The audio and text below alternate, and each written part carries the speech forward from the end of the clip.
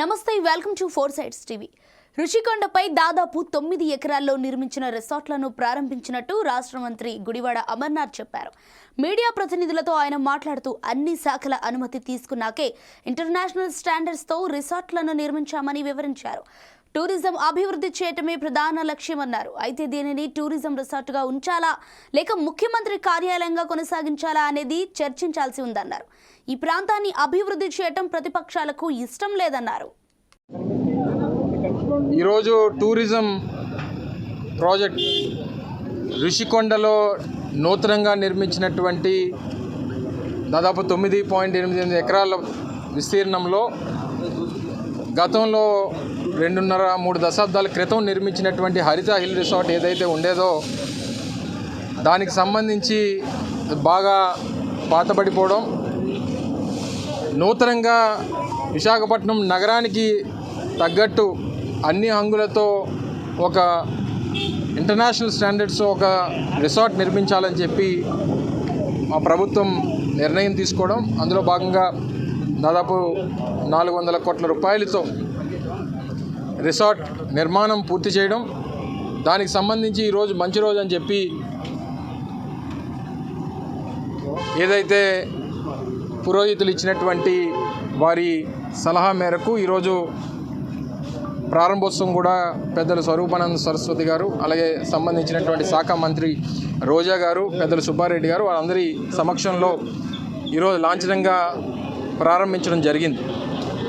అనేక అడ్డంకులు సృష్టించి అనేక రకాలైనటువంటి ఇబ్బందులు క్రియేట్ చేసి ఇది కేవలం ప్రభుత్వానికి సంబంధించినటువంటి ఆస్తి మాత్రమే, ప్రభుత్వానికి సంబంధించినటువంటి టూరిజం ప్రాజెక్ట్ని తీసి మళ్ళీ పునర్నిర్మాణం చేస్తూ ఉన్నాం అని చెప్పినప్పటికీ విశాఖపట్నం ఏ రకంగా కూడా అభివృద్ధి చెందడానికి వీల్లేదు, ఈ ప్రాంతంలో ఏ నిర్మాణాలు చేపట్టడానికి వీల్లేదు, ఏ రకంగా ఈ నగరానికి మంచి జరగడానికి వీల్లేదు అనేటువంటి అనేక అడ్డంకులు సృష్టించేటువంటి ప్రయత్నం ప్రతిపక్షాలు కానీ ముఖ్యంగా చంద్రబాబు నాయుడు కానీ అనేక రకాలుగా చేసినటువంటిది. ఇక్కడ అనేక సందర్భాల్లో ఇక్కడ గొడవలు కూడా సృష్టించేటువంటి కార్యక్రమం కూడా చేయడం జరిగింది.